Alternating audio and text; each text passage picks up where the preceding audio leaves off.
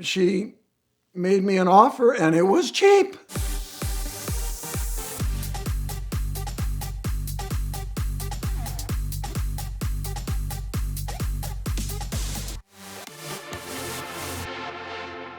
I get a phone call out of the blue from an old friend of mine. She's got this Porsche 911 and would I be interested? And I give her the answer. I get phone calls like that from time to time for motorcycles and race cars. And I said what I always said. I said, nope, I've got too much stuff, too many projects. The garage is full. I don't need any more cars. How much? And she says, well, it may not have a title. And I thought maybe you might want to make a race car out of it. We were thinking about giving it to you. And I'm like, what? Giving it to me? What? Where? Who? How? What? What is this thing? It is 1978 Porsche 911 SC. Targa. I mean, who doesn't want an air-cooled 911? My friend has this Porsche 911 SC in her garage. It had been stored there for years. And there was an old couple that would come and drive it on weekends every so often. The husband's father bought it new and kept it till he died, passed it on to the son. The son drove it on weekends. He and his wife would go out and they paid my friend to keep it in her garage. And then one day, like Puff the Magic Dragon, they stopped coming. And that wasn't unusual. I mean, they didn't come every weekend or even every month. But time went by. It's now been a few years, and they haven't seen the owners of this Porsche, nor heard from them, because they tried to contact them, couldn't get to them. I'm not sure, but I think every so often they'd go out and start it or run it. And so this 911 is sitting here. They can't get a hold of the owners. They even went to their house. No response. Left notes, sent letters, no response. They're moving. They've got a 911, can't find the owners. Call up Randy. Before I got my hands on it, they actually succeeded. They got a contact.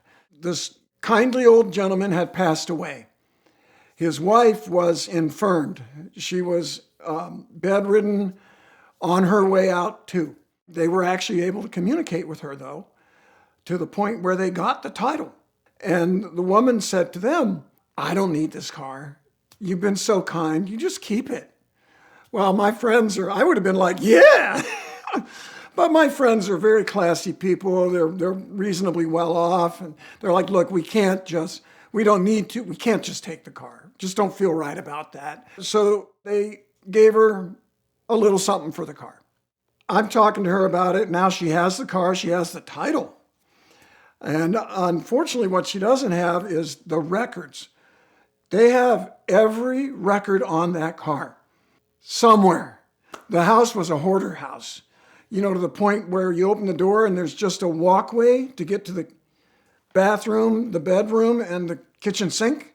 I begged, I pleaded, but anyway, no records, just a title though. So my friend is talking to me about this car. Do you want to buy it? And I'm like, you know what, it's so cool, but no, I've got way too much going on. I don't even have somewhere to park it.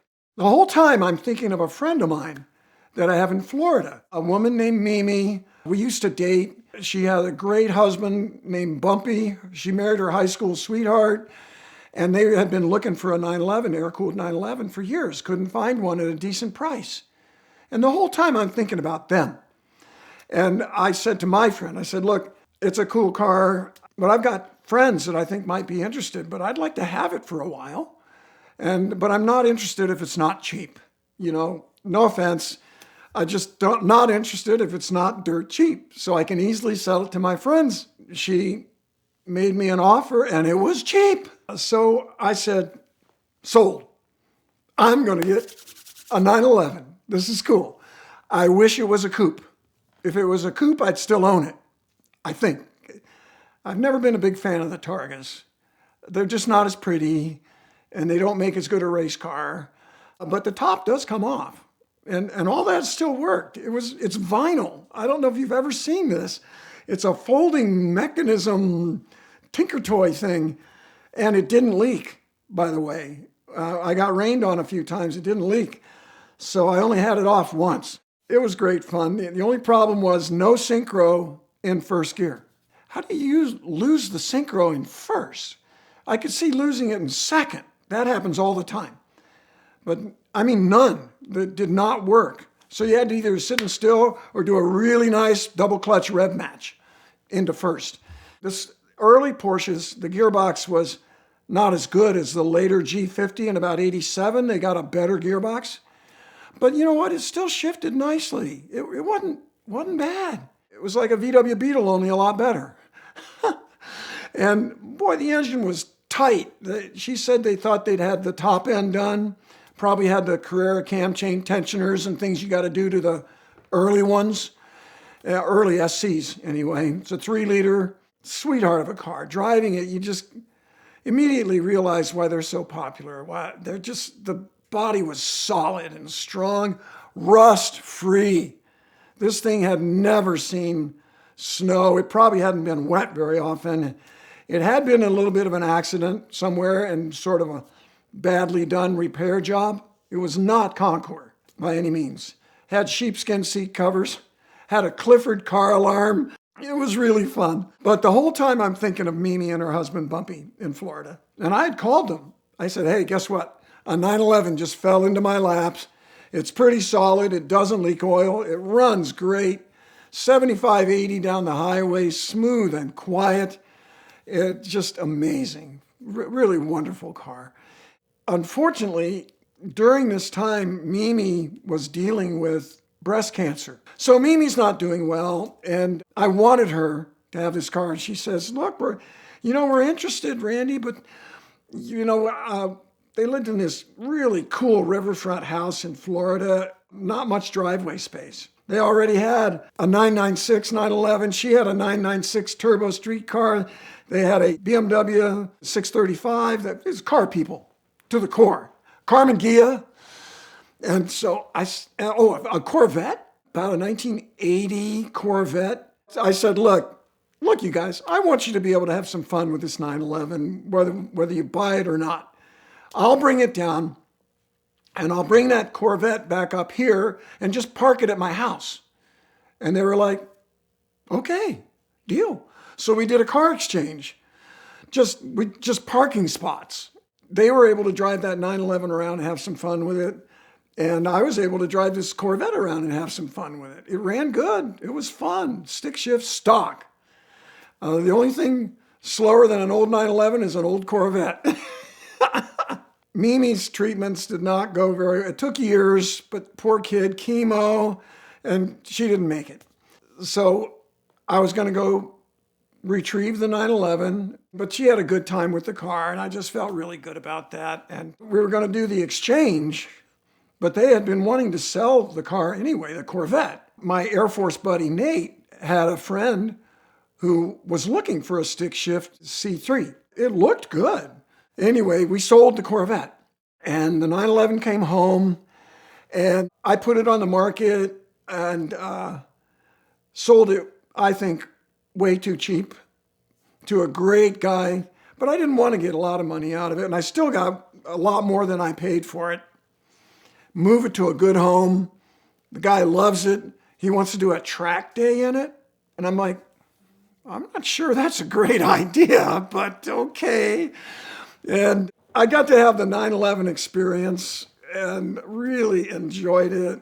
Got to get Mimi some time in a 911. All around, it was a great experience. And I'm really thankful to my friends that basically sort of semi-gifted me that car right up front. And guess what? Sideline to the story. When I'm picking up the 911, I have a Toyota Tundra pickup, like a 2000. But I wanted to get a bigger 24-foot enclosed trailer for my racing. And I've been thinking about getting a bigger pickup truck. Well, my friend with the 911, they had kind of retired. They used to race Miatas, and she had a next generation Toyota Tundra. She says, I wonder if you could help me pick up this diesel Cayenne from Atlanta. They live over on the coast. And I said, sure, I'd be happy to. She says, yeah, I'm trading in that pickup truck. I said, I was kind of thinking I needed a bigger pickup truck. She says, oh, I'll give it to you for the trade-in. And I'm like, dang, you never get anything on a trade-in, right? And she didn't. So she and her husband made me the same deal. She did. She sold it to me for what they were going to give her a trade-in, probably 5 to 10 under market. So I ended up with a nice upgrade on my pickup truck out of the whole deal too. So it was a win-win and a great 9/11 experience. Premier Financial Services makes it easier and more affordable than you could possibly imagine to own your dream car. Their Simple Lease is one of the most powerful tools in the world of exotic car financing. You get all the benefits like the tax savings and the low payments of a lease with all the additional benefits that you normally find in a traditional finance arrangement. You can build up equity, you can pay it off early, you can trade in and out of cars because you get a very clear and easy to understand amortization table to understand what your payoff will be any month throughout your term. And all the while, the amazing team from Premier Financial Services will be right there to help you along the way. They've been supporters of the VINwiki channel now for 5 years in a row, so we can't thank them enough for that, but mostly we're thankful for the fact that they can help you make it easier than ever to own your dream car. Check them out now.